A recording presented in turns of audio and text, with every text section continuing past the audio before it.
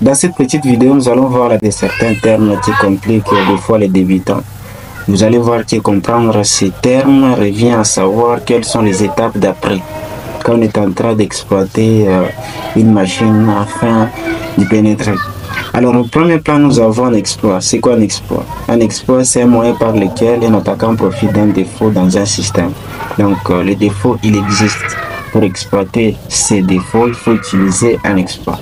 Donc c'est l'outil qui s'en sert l'attaquant pour arriver à pénétrer dans un système. Donc profiter de ces défauts.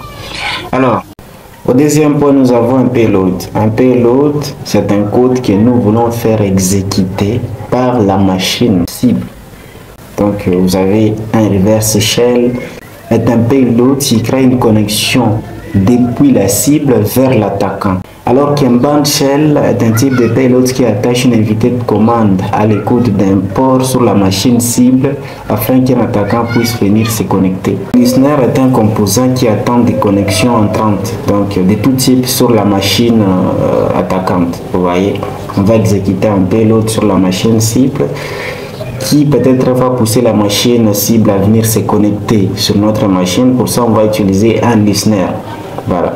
Dans le processus d'exécution de cet exploit, nous pouvons aussi en parler d'un payload. Donc voilà, on peut y avoir un payload dans la vulnérabilité connue sur la machine. Souvent, ça se croise partout. Les attaquants attaquent des serveurs, ils y mettent des payloads.